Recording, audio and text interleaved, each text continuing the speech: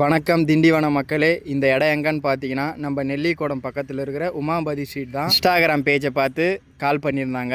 தம்பி எனக்கு வீட்டில் பெயிண்டிங் பண்ணி கொடுக்கணும், அதுவும் 4 நாளில் பண்ணி கொடுக்கணுன்ட்டு சார் சொல்லியிருந்தாரு. பார்த்தீங்கன்னா நிறைய பேர் கால் பண்ணேன், 10 நாள் ஆகும் பெயிண்ட் அடிக்க அப்படின்ட்டு சொல்லிட்டாங்க. நம்மக்கிட்ட ஏர்லெஸ் மிஷின் இருக்கும், நம்ம 4 நாளில் பெயிண்டிங் பண்ணி தரோம் அப்படின்ட்டு சொன்னோம். இப்போ சொல்கிறத விட இன்னும் சார் சொன்னால் இன்னும் நல்லாயிருக்கும். கேளுங்க சார் என்ன சொல்கிறான்னு.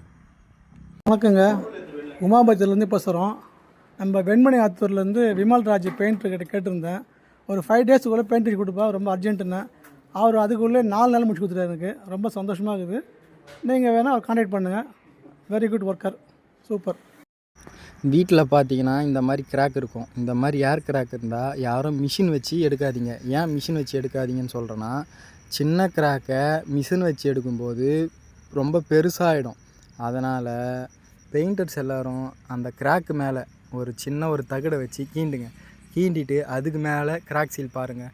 நீங்கள் அந்த சின்ன கிராக்கை மிஷினை வச்சு எடுக்கும்போது அந்த சின்ன கிராக்கு இன்னும் பெரிய கிராக் ஆகும். அது நீங்கள் அப்போதைக்கு நல்லாயிருக்கும்.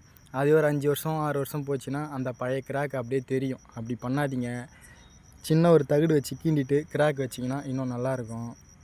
பாருங்கள் எப்படி இருந்த வீட்டை எப்படி ஆக்கிட்டோம் அப்படின்ட்டு. இந்த மாதிரி உங்கள் வீட்டுக்கும் ஏர்லைஸ் மிஷினில் பெயிண்டிங் அடித்து கொடுக்கணுன்னா நம்மளை கான்டாக்ட் பண்ணுங்கள். வீட்டுக்குள்ளேயும் வெளியும் 4 நாளில் எப்படி சும்மா கண்ணாடி மாதிரி மினுக்குது பாருங்கள், எப்படி நல்லா இருக்குதா. உங்கள் வீட்டுக்கும் இதேமாரி அடித்து கொடுக்கணுன்னா நம்மளை கான்டாக்ட் பண்ணுங்கள். நம்ம நல்லா பண்ணி கொடுக்குறோம்.